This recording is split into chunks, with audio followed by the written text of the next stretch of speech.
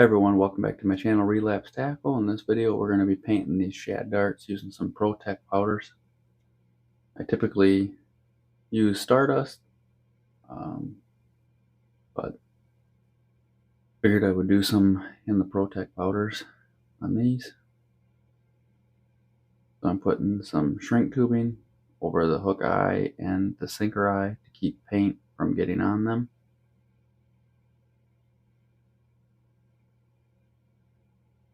So you want to leave a little space between them and the lead so that the shrink tubing isn't touching the lead, because if it is touching the lead, you won't get any paint around the sinker eye or the hook eye, and it'll leave a little bare spot.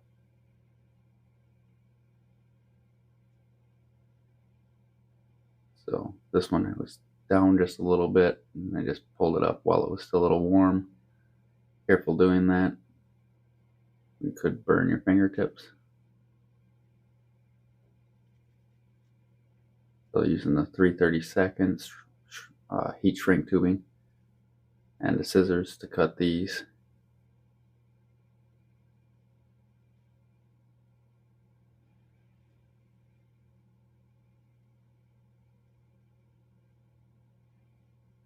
And as you cut them, they can go flying all over the place. Some of the video I sped up just because it's repetitive. I don't like speeding videos up because I'd like to show how long it actually takes to do stuff. But this video would be well over an hour long, and a lot of people don't want to watch that much video.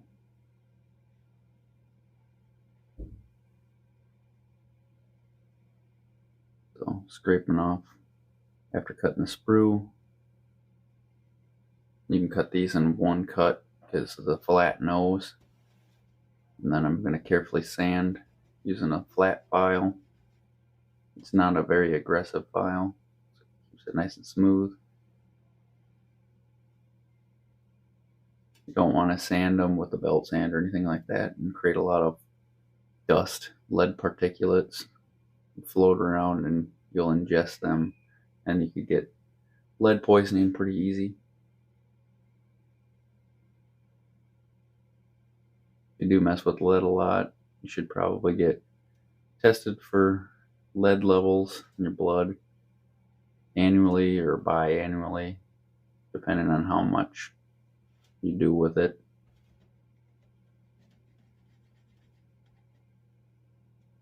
I'm going to just file the nose down on all of these, clean up the edge.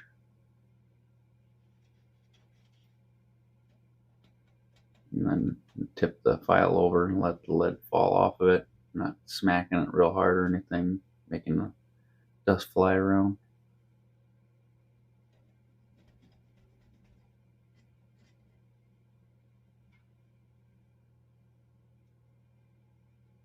This sprue off.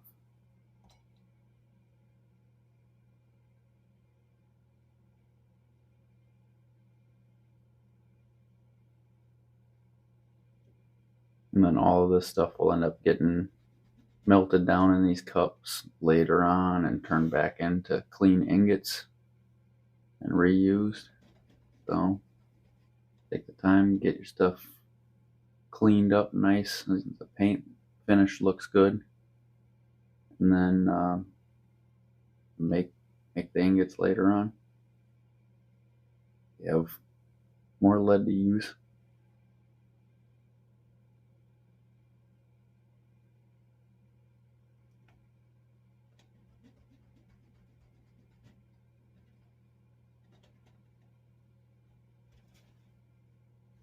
And try not to touch your face. I always end up getting an itchy nose and stuff once I start doing this stuff, or if my face starts to get a little itch. So I'm always rubbing my face on my arms and stuff. Kind of like when you pick up a heavy box and you can't set it down right away. Always happens to me anyway. So here I sped up the video. There's a little bit of flashing around the hook eye there, so I'm just going to take my flush cutter, clean that off, and clamp it in the forceps to hold the lead or to hold the jig away from me so that I'm further away from the flame. I'm just throwing them in a pile up here. There's a little bit of flashing on the back side of this one, so just scrape that off as well.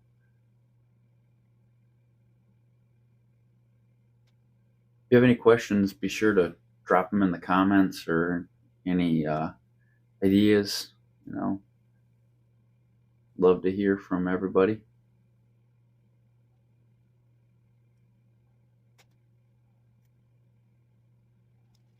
So in this tank that I'm using to heat up is a propane tank that I painted. It doesn't have any of the stickers or anything on it, so nothing showing that it is propane, but I just use it in my lower room. So this is a hot paint. It's supposed to cure it at 350 degrees for 20 minutes. I was right on the lids and makes it easier to see. And then I added some of this metal flake, really fine stuff. So I added some of that to another cup with the hot paint. And then make sure it's fluffed up real well. If you're not using a fluid bed, even if you are using a fluid bed, I fluff it up before I put them in and stir them up while the fluid bed's going, just to make sure that everything's nice and fluffy. So you can see the flake in there. There's quite a bit in there, but not too much. You don't want to put too much flake in there and not have enough paint.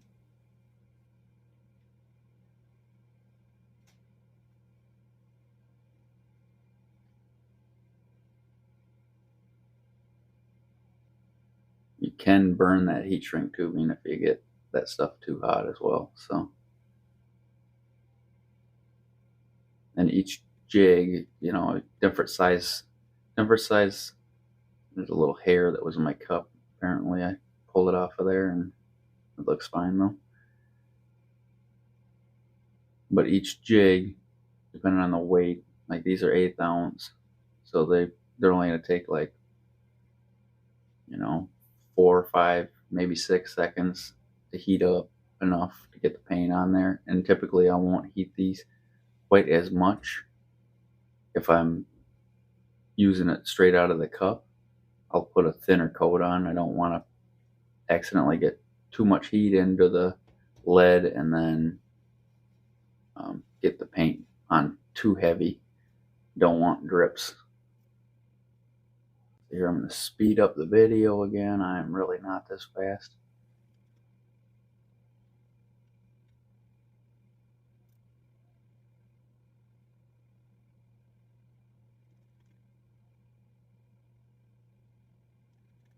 It's a little thin, so I added a little bit more heat to it and dropped it on accident, checked it to make sure that I didn't have any dirt or anything in there, and the paint looked fine. So there wasn't quite enough paint in the cup, so I added some more paint, and there's still plenty of flake in there, so I didn't add any more flake.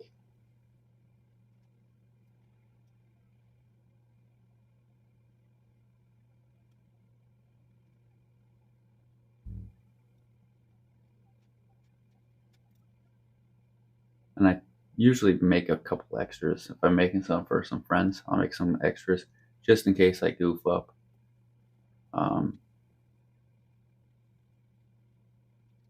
That way I don't have to start all over and pour some more up, and so if they all turn out real good, then a lot of times I'll end up just giving all of them to them and not using them myself. I'd rather my friends use them than myself, honestly.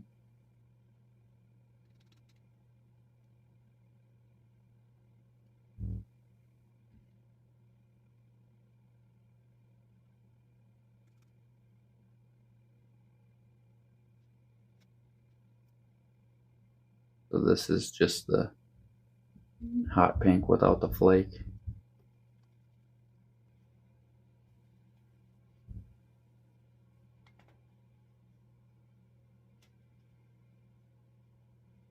Now I'm switching to a watermelon red. This stuff is more transparent, so you can see the lid a little bit better through this stuff. And the red flake in it is a little bit larger than the flake that I used in the pink.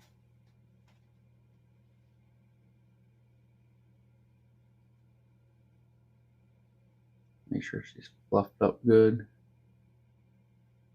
And I would typically use a fluid bed on these colors, but I knew that I was going to be switching from one color to the next a lot, so I'm not set up to do that. I just have the one fluid bed right now because I haven't built anymore.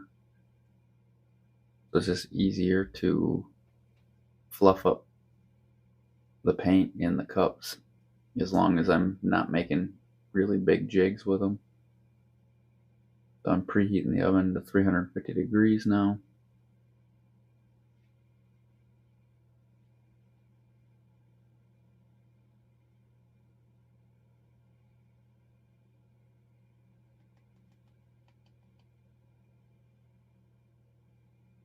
If the paint goes on a little bit too thin, just heat it up a little bit further away from the flame so that the paint doesn't catch fire in the flame.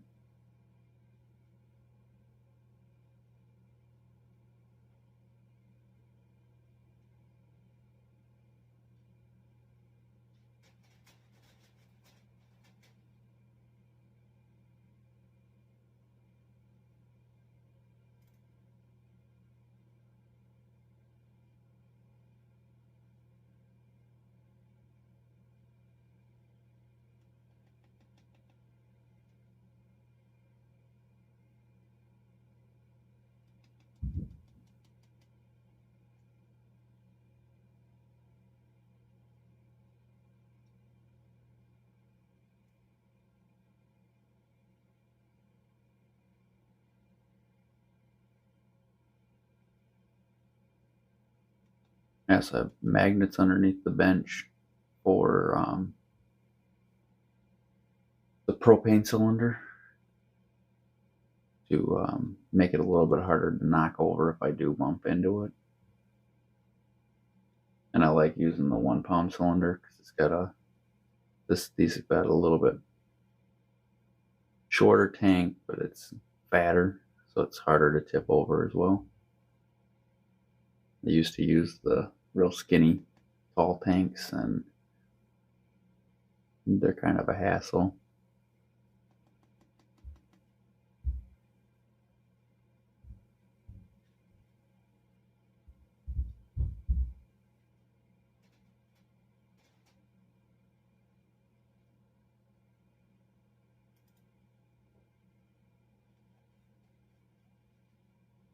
Switch colors again.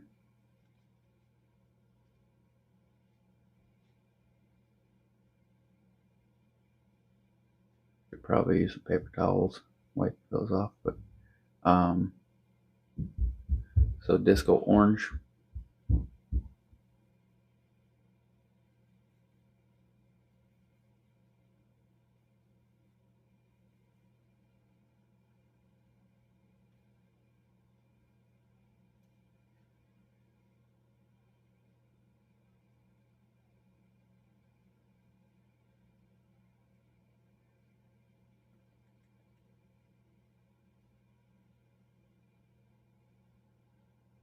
So when this stuff goes on, you want it to be nice and shiny. And the disco colors I found actually work better straight out of the cup, not in a fluid bed anyway.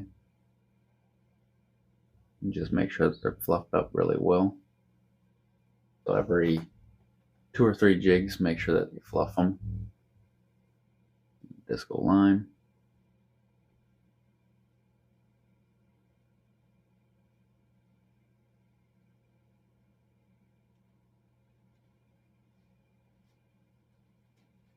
Hopefully my noise canceling microphone's working well because my kids are upstairs giving my wife a hard time. So hopefully I can get through this video quick, and then I'll have a little talk with them kids.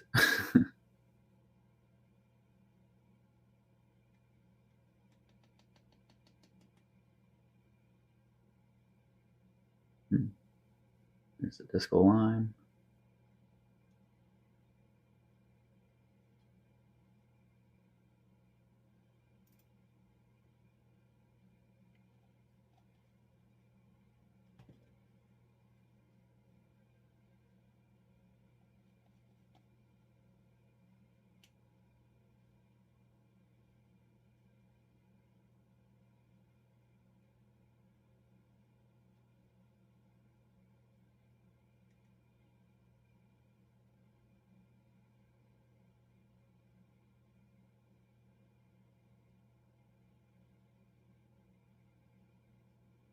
Like I said, I do have my exhaust fan and everything running in the video. Help knock down on some of the fumes and dust and everything. The exhaust hood it covers the whole top of my bench, so everything that floats up.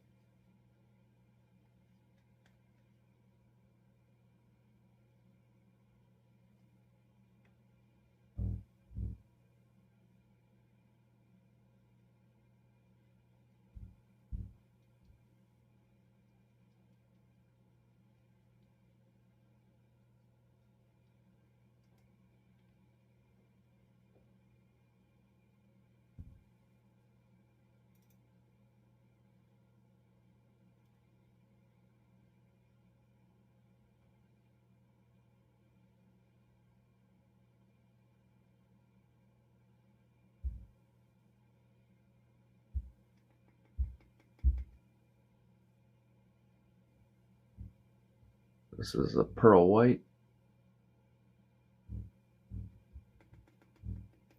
See, a lot of people have problems with this paint in particular, going on too thick. So creating runs or drips. Move that out of the way and clean up real quick.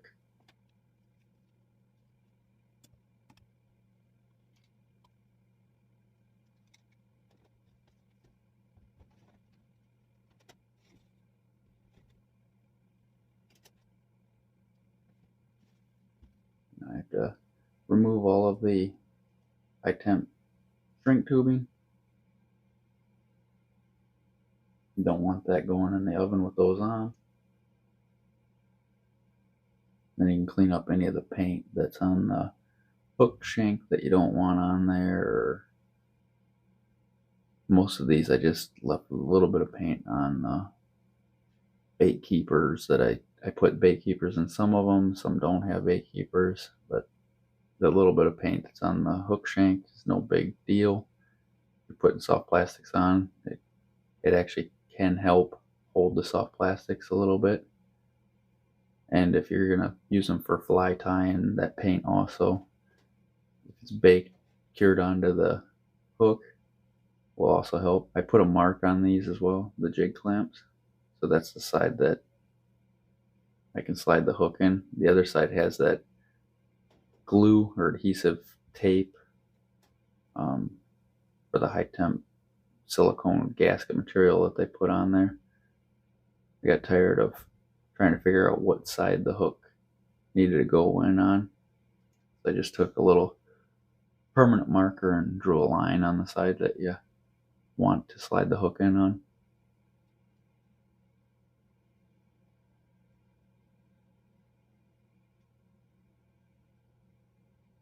So no paint in the hook eye or in the sinker eye. I hate paint in the hook eyes and stuff. Do not like trying to poke that stuff out, especially if you're out on the lake or something and you're in a boat. You know, stabbing yourself in the hand over somebody just not taking the time to make them nice and clean and not having any paint in them. I goofed up here and it twisted when I pulled that off, I twisted the sinker eye and it popped the paint. And that's why I said always make a few extras if you're making them for other people.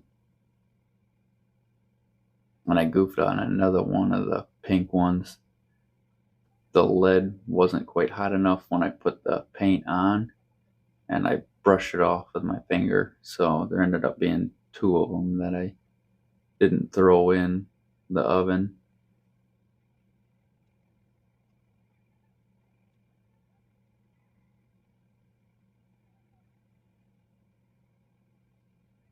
So right there, it was still powder. It didn't get the lead hot enough, and the paint didn't stick to it. If I wouldn't have put my finger on it, though, it would have looked just fine curing in the oven.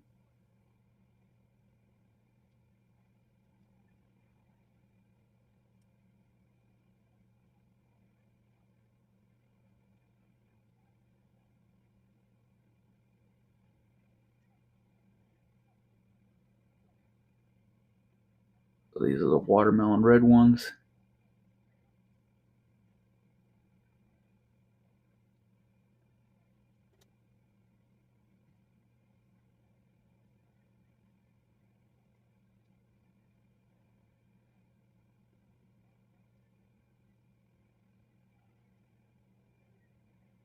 They say to cure this stuff for 20 minutes. I typically do 25 or 28 or so minutes in the oven at 350 degrees. Give them a little extra time. A lot of ovens, though, you have to be careful because you'll be set at 350 degrees and it'll be well over that, and then you'll have all kinds of issues with your paint. So some of them you have to keep a real close eye on. My first oven that I had was a Black & Decker. That thing was way off all the time, and you had to really watch it. The new one that I have holds temp within, I think, a half a degree, so I don't have to babysit it quite as much. You can hang one of the thermometers in there, keep an eye on the actual temp, or get yourself a cheap digital one. Here I'm adjusting the time. I just put it at 25 minutes. And then I'm using indirect heat. So I have a metal pan that's over top of the heating element. So if any paint does drip down, it won't drop on the heating element and create a lot of smoke or start a fire. So then you have Colorado blades on the left and willow blades on the right. Willow blades tend to work better on lighter color, bright colors. So this is a size 0 stainless steel swivel that I'm going to use, and both of the blades that I'm using are size 0 as well. So these have a split ring on them. You can use a split ring tool, but these smaller ones, it just works better if you spread them using the blade. If you use a split ring tool, these smaller split rings are not really strong enough, and a lot of times they'll bend open and stay open, so you kind of have to choose your battle. So I choose to just, slide them in between and rotate them on. So the willow blades work better on lighter color because they offer more flash, and the Colorado blades work better on darker colors in stained water because they offer more thump. They vibrate more. So I'll usually pair light colors with the willow blades and use those in cleaner, clearer water. Sunny days works really well because they just get a lot more flash as they rotate. And the Colorado blades do flash, but the shape of them, they just vibrate more, making it easier to find in dirty, muddy water. And you want those vibrations to really upset the lateral line of the fish, make them kind of come at it and bite it. And these willow blades are smooth, but the Colorados that I have a hammered finish. So the only darker ones that I have here are these watermelon red ones. That's the darkest ones that I made for him. So those ones will be getting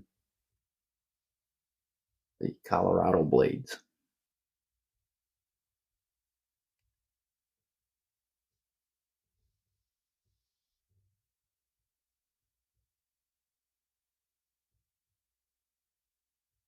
They're smooth on one side and then they're hammered finish on the other.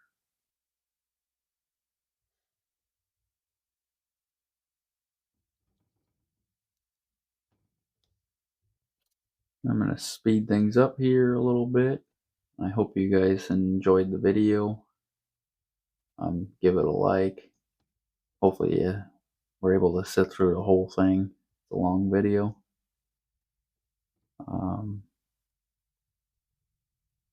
Yeah, but if you like the video, give it a like, share with your friends, and if you haven't already, please subscribe for more.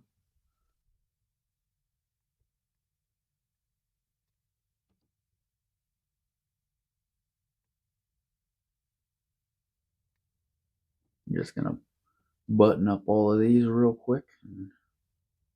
I didn't get any paint runs or drips or anything from any of them. They all covered real good. The pearl white is the only one I think I got just a little thin on the very edge of the nose of it, but that's a really tough color. A lot of people will do a real light color of the standard white and then heat it up again and then dip it in the pearl white.